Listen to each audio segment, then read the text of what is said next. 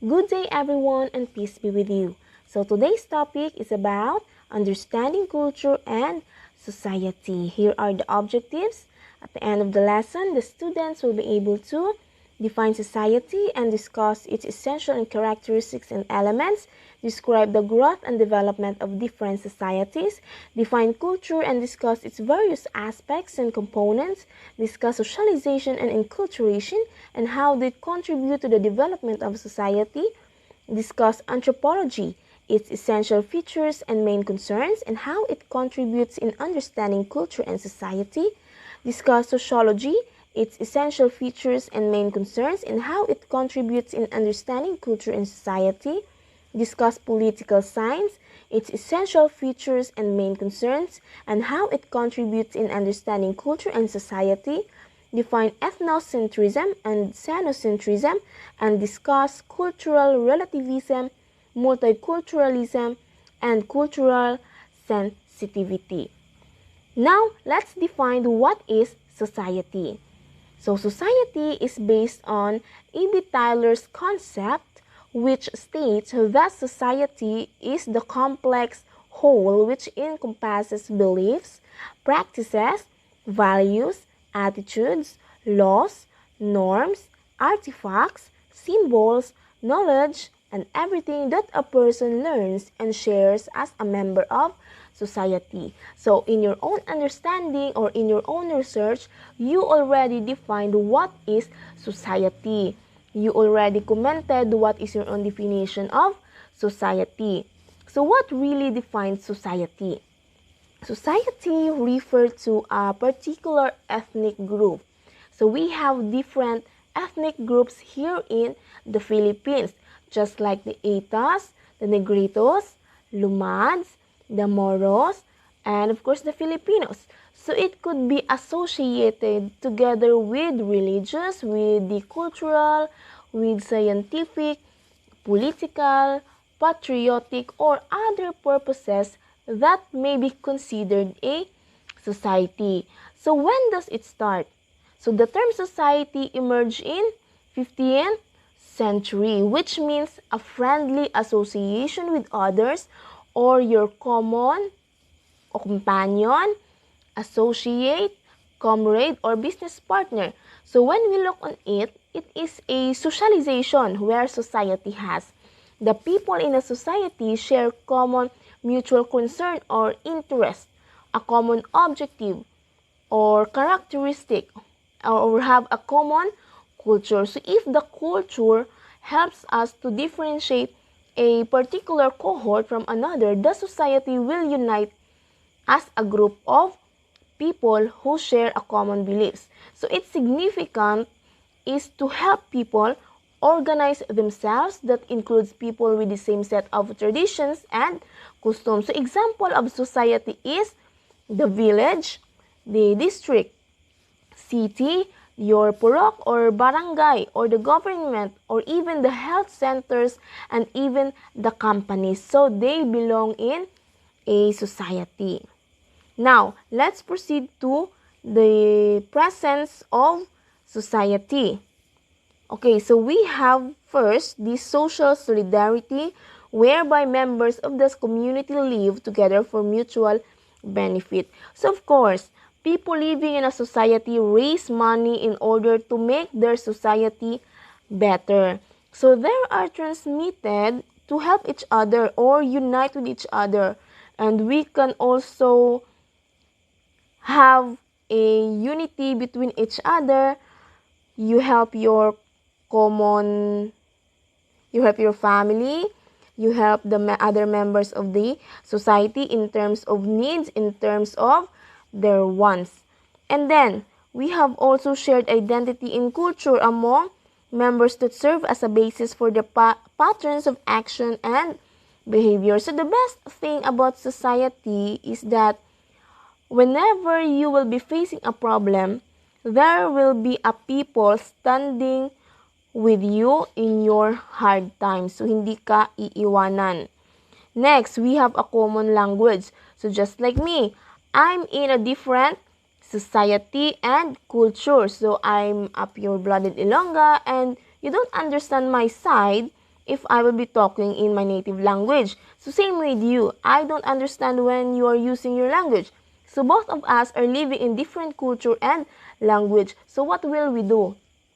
So we will just respect our own culture. We will respect our own tradition. And we need to accept that both of us has its different culture and tradition. Next, we have a large population in the ability to sustain succeeding generations of members. So of course, when you start living in that place, you will also see that the next generation will build its own in the same place, or much better kung saan ka lumaki, doon din maninirahan yung next generation ninyo. But there are people na mas prefer nilang magstay sa ibang lugar. So what's their reason? Because they want to explore and they want to engage in a new environment. Next, we have a definite geographical area and a political, economic, and social organization. So meaning, isang practices lang tayo, or yun yung implementation in that place na sinusunod natin. Kung ano yung mga laws, kung ano yung rules, yun yung susundin natin because that was implemented by the leaders in a local area. Next is we have 5 major types of societies. First, we have the hunting and gathering. So this society rely on hunting wild animals, do the fishing, and gathering fruits, vegetables, or even the seeds to support their living. So their strategies have been diverse, depending greatly upon the local environment. So most of the hunter-gatherer combine a variety of these strategies in order to ensure a balanced diet. So these hunting and gathering communities considered the first society kasi ito yung way of living noon at ito talaga yung nauna. Next, we have this horticultural and pastoral societies. So in horticultural society, ang ginagamit nila is hand tools. So the first horticultural society sprang about 10,000 to 12,000 years ago in the most fertile areas of the Middle East. Ibig sabihin, malulusog na lupa. Not only in Middle East, but even in Latin America and Asia. So the tools they used were simple. Only the sticks or hoe-like instruments used to punch holes in the ground so that crops could be planted. So mismo mga bato yung ginagamit din nila para maging, yun yung ginagamit nila para sa pag-ani ng palay. So unlike ngayon na marami ng mga machines na lumalabas, so hindi na mahihirapan ang tao in harvesting crops. So with the advent of horticultural machinery, people no longer had to depend on the gathering of edible plants. So they could now grow their own food. Hindi na nila kailangan maglakbay pa sa ibang lugar para makahanap ng pagkain kasi mismo sila marunong ng magtanim at sila din mismo ang umaani ng sarili nilang tanim. Unlike sa hunting and gathering na kailangan pa nila magpalipat-lipat ng lugar because not all the areas na pinagkukunan nila ng wild animals ay nagsistay doon yung animal. Siyempre, aalis din yun sa area. So, maliban sa horticultural na hindi na kailangan kasi yung food supply nila are very exhausted na. Now, in pastoral societies or in pastoral societies, so it talks about domestication and breeding of animals. So, pagpaparami ng hayop. So, dapat nasa area sila na maganda yung lupa at may mapagkukunan talaga na pagkain ng hayop. And because of this, mas mapaparami nila ang hayop nila at ang mga kasamahan nila. Not only with that, they also discover different specialization just like in agriculture also. Yes, the agriculture and horticultural parang related yan sila sa isa't isa.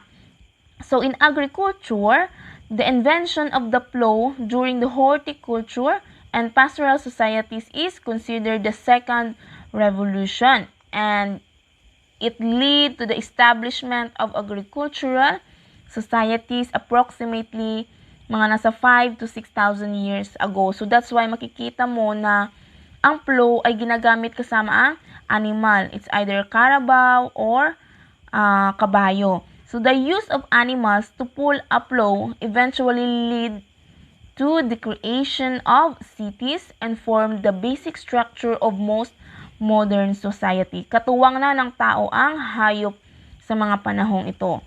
Next, we have the industrial.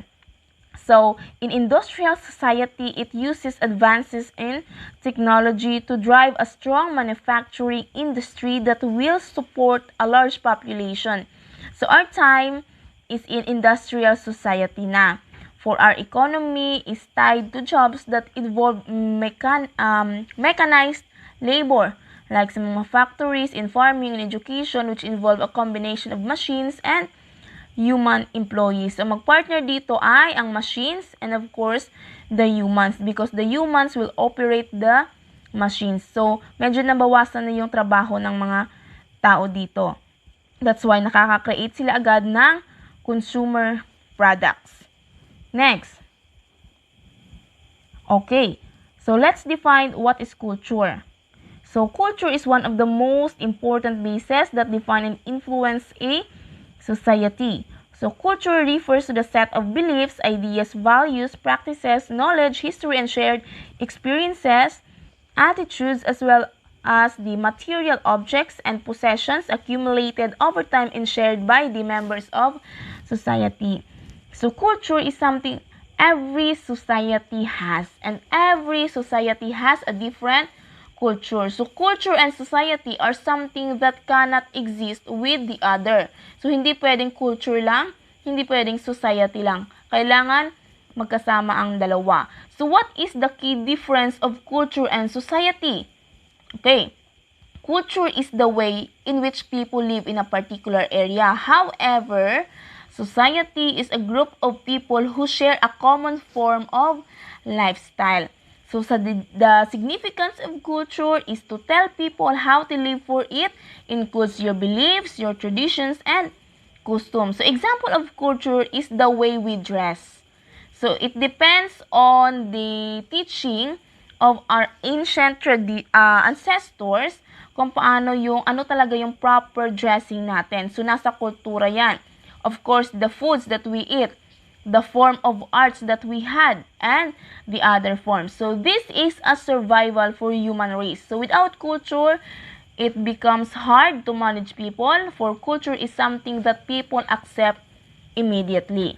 Now, we have also two primary categories of culture, the material culture and non-material culture. So, what is material culture? Ito yung mga nahahawakan. Anong halimbawa? The foods, the dress, the styles, the weapons, and the toys. And then, what about the non-material culture? So, yung mga hindi nahahawakan, pero naa-apply natin o nadadala natin. What are those?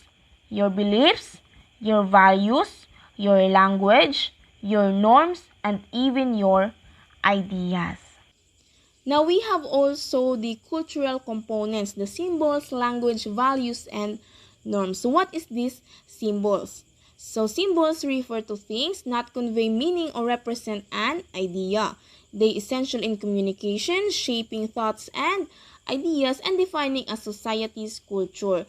So, some symbols are actually types of nonverbal communication, while other symbols are in fact material objects. So, when we say nonverbal symbols, it is about gestures. So, a common one is shaking hands, which is commonly conveys friendship and used as a sign of both greeting and departure. So, movement of our hands, movement of our arms, or other parts of the body that are meant to convey certain ideas or emotion represents the non-verbal symbols.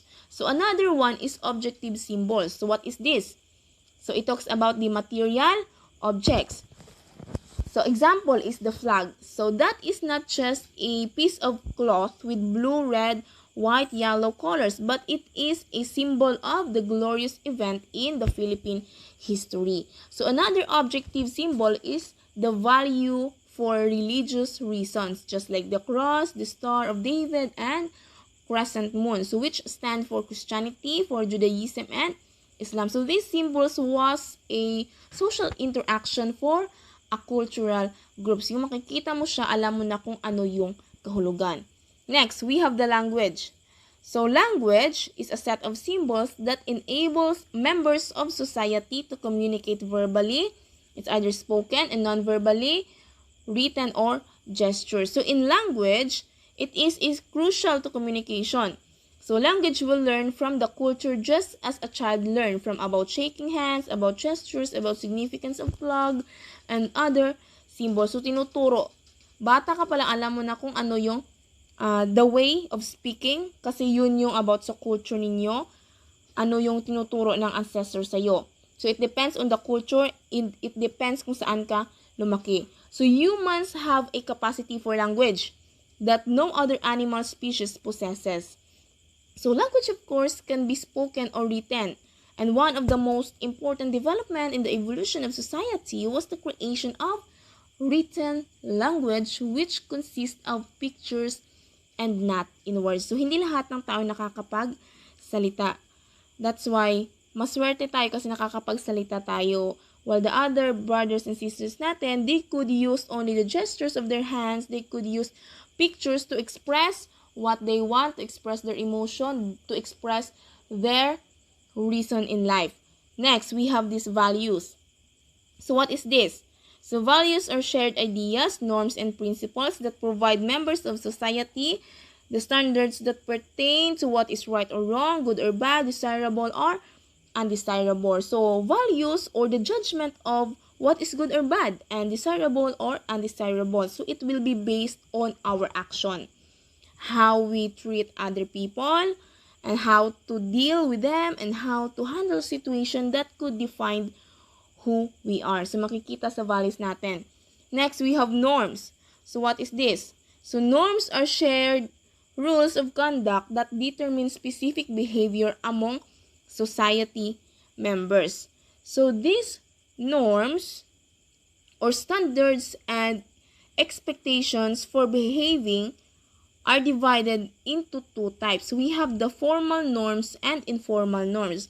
So, formal norms are also called mores and laws that refers to the standards of behavior considered the most important in any society. So, mores, norms with moral connotations. Laws are norms that are legally enacted and enforced. So, example, in United States, they include traffic laws, criminal codes, and in college context. So, the student behavior codes addressing such things as cheating and hate speech. So, while informal norms are also called folkways. So, in folkways are norms that may be violated without serious consequences. So, these informal norms or folkways or costumes refer to the standards of behavior that are considered less important but still influence how we behave. So, the table manners are a common example of informal norms. Next, okay, we have the socialization. So, socialization refers to the lifelong process of forging identity through social interaction language, as well as social agents that teach aspects of culture to the member society, also contributes to the socialization of the individual, and enculturation refers to the process of which an individual learns or acquires the important aspects of his or her society's culture. So, we have also socialization. It introduces people to social norms and costumes. So, in this process, it will help individual to function well in society, and in turn, it helps society run smoothly. So, family members, your teachers, your religious leaders, and peers all play roles in a person's socialization. So, it is very important aspect of our lives because the purpose of socialization is to help people learn to become a member of a group, a member of community, a member of society. So, mafe-feel natin that we are really engaging and enjoying our life in our society if we are having that socialization with other people. Okay, we have this society and culture to the three disciplines. We have this anthropology. So, Anthropology considers culture as the central focus of its discipline. It studies the different cultures of different societies. So I'll repeat, anthropology is the study of human behavior in society, in the past, and in the present. So we have anthropological perspective in anthropology. Number 1, we have this ethnocentric approach. So dito na papasok si ethnocentrism. That ethnocentrism diminishes or invalidates other ways of life and creates a distorted view of one's own. So it is a division among members of different ethnicities, mga races, the religious group. So it describes opinion that one's own way of life is natural or correct. So meaning, he or she see his or her own culture as the correct of living. So example is the Asian. So the way of eating of Asian is the use of spoon and fork, while in Japan they are using chopsticks. So maybe Japanese would find other cultures as foolish one to other culture if they did not follow the way how Japanese used their utensils. So dapat kung saang lugar ka, dapat pag-aralan mo muna kung ano yung practices nila kasi magkakaiba tayo ng culture and baka it will result also to misunderstanding of actions because there are actions na hindi suited sa ganyang place. That's why we need to learn more. We need to dig deeper to the culture of other people para hindi rin tayo mapahiya. So in ethnocentrism, mas nangingibabaw yung culture nila kaysa sa'yo. So ikaw yung mag-a-adjust. Next, we have the xenocentrism. The xenocentrism societies have the tendency to consider their culture as inferior to others. So it is the vice versa of ethnocentrism. It is a desire to engage in the elements of another's culture rather than one's culture. Sa tingin mo, mas nangingibabaw ang culture nila. So example, our belief that other countries produce better toys. Example, the clothes is better produced by other nations or mas nagagandahan ka sa product ng ibang bansa kaysa sa sarili mong products. Or yung talagang ginagawa natin the way how Korean eat, the way how Korean act and dress, yung talagang ginagawa. So minsan, ang xenocentrism, mas engage tayo sa culture ng iba or mas gusto natin yung kultura ng ibang bansa kaysa sa culture natin. Or siguro, sawa tayo sa culture natin. That's why we are no longer experiencing or appreciating our culture. But it depends on you. Dapat mas napangangibawa natin yung culture ng sariling atin. Okay, we have also sociology. In sociology, it relates culture in the overall context of social order. So in sociology, it is the relationship of human to society. So we have the different sociological perspective that explain this order. So we have the structural functionalism that consider culture as glue that binds society together, leading to social order. So meaning it is the people's unity and happiness in society. So merong stability na kung saan ay nakuha mo na yung pangangailangan mo as a citizen. But the social institution like your family, your religion, or school will the institution that will provide or will work on to achieve the needs of everyone. So hindi mo makakaya na ikaw lang. You need to have a partner para ma-achieve mo or makuha mo yung gusto mo.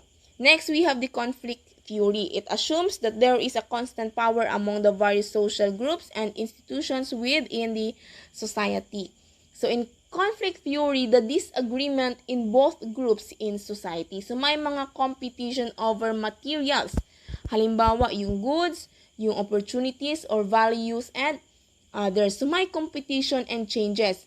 Another one example is the selfishness that cause trouble to your family or the family versus career. Hindi nila gusto yung college course na gusto mo. That's why may mga bangayang nangyayari with your family. So nangingibabaw din mismo yung pride ng isang tao kaya minsan hindi siya madaling masolusyonan. That's why mayroong conflicts both sides.